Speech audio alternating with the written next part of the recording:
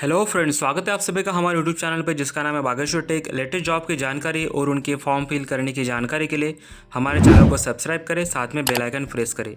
So friend, आज की इस वीडियो में हम जानेंगे आरआरबी के बारे में, जैसे कि रेलवे रिक्रूटमेंट बोर्ड के बारे में, जैसे कि सबसे बड़ा नेटवर्क है और आप सभी लोग मैक्सिमम यहाँ पे पैसेंजर जो होते हैं ट्रैवलिंग करते हैं, तो ये बेस्ट तरीका है ट्रांसपोर्ट का।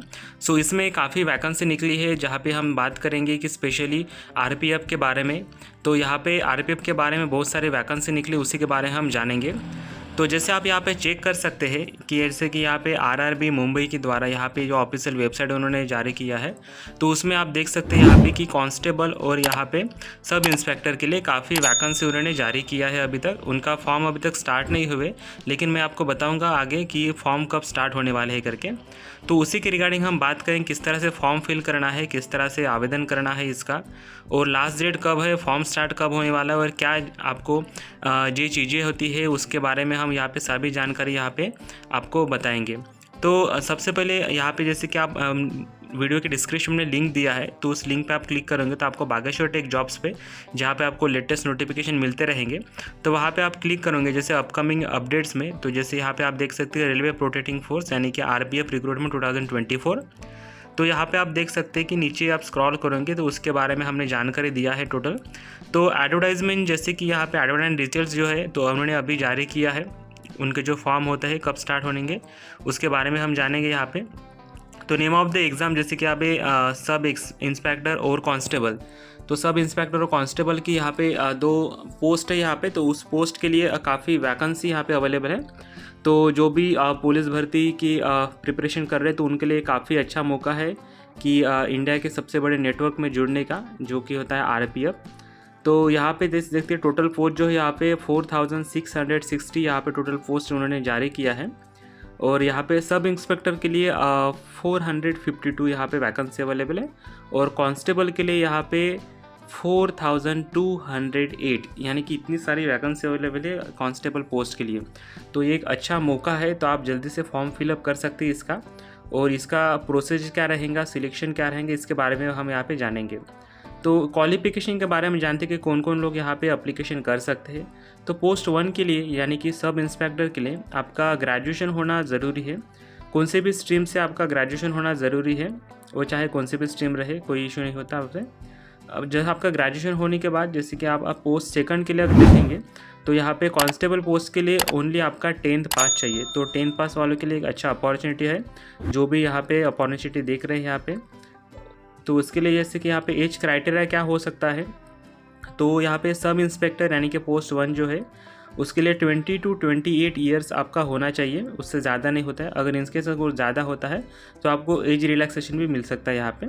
और कांस्टेबल पोस्ट के लिए यहाँ पे 18 to 28 ईयर्स यानी इतना आपका एज रहना चाहिए। और इनकेस अगर आप SC/ST कैंडिडेट है तो आपको 5 ईयर का एज रिलैक्सेशन मिल सकता है यहाँ पे। और इनकेस अगर आप OBC कैंडिडेट है तो आपको यहाँ पे 3 ईयर तक एज रिलैक्सेशन मिल सकता है। तो एज का कोई इशू नहीं है। इनकेस अगर आपकी एज ज़्यादा भी होती है तो आप यहाँ पे रिलैक्सेशन के द्वारा वहाँ पे एक ऑप्शन रहता है। तो अगर आप कैटेगरी में आते हो तो आपको वहाँ पे SC/ST OBC द्वारा कैटेगरी में आते हो तो आपको यहाँ पे एज रिलैक्सेशन यहाँ पे मिल सकता है यहाँ पे। उसके बाद हम जानेंगे कि फॉर्म जो एप्लीकेशन होता है, उस एप्लीकेशन फॉर्म फिल करने का कुछ नॉमिनल फ़ीस उन्होंने जारी किया है। तो फीस के बारे में अगर जानेंगे तो यहाँ पे जैसे कि जनरल, OBC और EWS कैंडिडेट जो होते हैं तो उनके लिए मात्र 500 उनका फ़ीस है, जो कि यहाँ पर आपको पे करना पड़ता है। और इन केस अगर आप SC/ST और एक सर्विसमैन, EBC, माइनॉरिटी या फिर फीमेल कैंडिडेट है, कोई भी कास्ट से चलेगा, female candidate, so female candidate के लिए यहाँ पे कोई भी चार्जेस नहीं है। तो यहाँ पे जैसे चार्जेस यानी कि यहाँ पे ओनली 250 चार्जेस है फीमेल कैंडिडेट के लिए, चाहे वो OBC कैंडिडेट या कोई भी कैंडिडेट रहे। तो यहाँ पे 250 ओनली चार्जेस है यहाँ पे। सो यहाँ पे जॉब लोकेशन की अगर बात करें तो यहाँ पे ऑल ओवर इंडिया में उन्होंने अभी तक जारी किया है जॉब लोकेशन, जहाँ जहाँ पे वैकेंसी अवेलेबल है, जो जो डिपार्टमेंट में जहाँ पे वैकेंसी अवेलेबल होगी तो वहाँ पे वो आपका रिक्रूट हो जाएगा। ऑफिशियल वेबसाइट के बारे में अगर बात करें हम तो यहाँ पे रेलवे प्रोटेक्शन फोर्स जैसे कि ऑफिशियल वेबसाइट है, यहाँ पे इसके सारी जानकारी आप यहाँ पे पढ़ सकते हैं कि इसका उद्देश्य क्या है, उन्होंने कब जारी किया था, उनका हिस्ट्री क्या था, कैसे स्टार्ट हुआ रेलवे प्रोटेक्शन फोर्स, इसके बारे में सारी जानकारी यहाँ पे आपको मिल जाएंगी। ये ऑफिशियल वेबसाइट है। नीचे आप जाने के बाद देखेंगे यहाँ पे कि रिक्रूटमेंट किस तरह से होता है, एम्प्लॉय कॉर्नर, सारी चीज़ें यहाँ पे मेंशन किया गया है। जैसे हम नीचे जाएंगे, जैसे कि यहाँ पे रिक्रूटमेंट कॉर्नर्स होता है, वहाँ पे रिक्रूटमेंट्स होता है, तो पूरा एग्जैक्टली जो भी चीज़ें आपको ज़रूरत है तो वहाँ पे उस चीज़ों के आपको यहाँ पे इंफॉर्मेशन मिल जाएंगी। उनका रेवेन्यू क्या होता है, सारा लास्ट मंथ का रेवेन्यू कितना था, इस मंथ का रेवेन्यू कितना, पूरा डिटेल्स में जानकारी आपको ऑफिशियल वेबसाइट पे मिल जाएगी। और यहाँ पे नोटिफिकेशन की अगर बात करें हम, तो ऑफिशियल नोटिफिकेशन के द्वारा यहाँ पे उन्होंने मेंशन किया है कि जो डेट्स होती है वहाँ पे उन्होंने जैसे कि यहाँ पे मेंशन किया है कि डेट ऑफ जो स्टार्टिंग होता है, डेट स्टार्टिंग कब होने वाले, तो ये 15 अप्रैल से इसका फॉर्म जो होने वाला है, आवेदन फॉर्म आप ऑनलाइन कर सकते हैं। तो याद रखिए 15 अप्रैल से आप ये फॉर्म स्टार्ट कर सकते हो।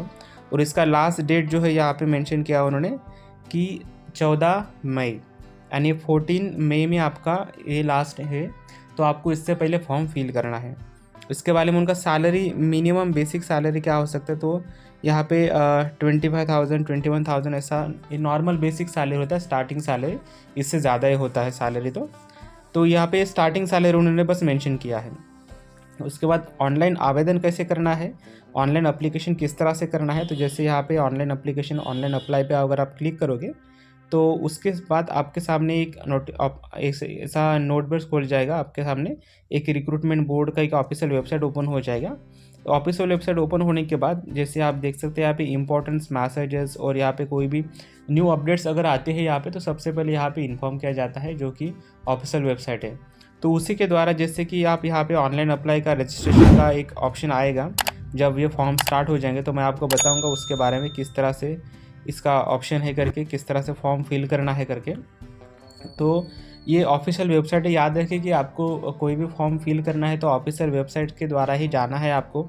ऐसे कौन से ही थर्ड पार्टी वेबसाइट के द्वारा आपको फॉर्म फिल नहीं करना है, या फिर कुछ भी ऐसा अगर होता है तो उसके झांसे में नहीं आना है आपको। तो इस तरह से आपको फॉर्म फिल करना है, उसके बारे में आपको बताऊँगा। इनकेस कुछ क्वेरी रहती है आप कमेंट भी कर सकते हो। और उसका सिलेक्शन प्रोसेस किस तरह से, सबसे पहले तो आपका रिटन एग्ज़ाम होगा, उसके बाद आपका फिज़िकल टेस्ट होगा, उसके बाद आपका फिज़िकल मेजरमेंट होगा, आपका रनिंग, आपका चेस्ट, आपका हाइट, उसके बाद फिर आपका यहाँ पे टेस्ट होने के बाद फिर आपका रिटन एग्ज़ाम भी हो सकता है आपका। उसके बाद सारी चीज़ें यहाँ पे स्टेप बाय स्टेप होगा सारा चीज़ें। उसके बाद आपका एक इंटरव्यू होगा, उसके बाद आपका सिलेक्शन, डॉक्यूमेंट वेरिफिकेशन वगैरह सारा प्रोसेस आपका स्टेप बाय स्टेप यहाँ पे होता है, मेंशन किया है। सो फ्रेंड, फॉर्म भरिए सब लोग। Thank you.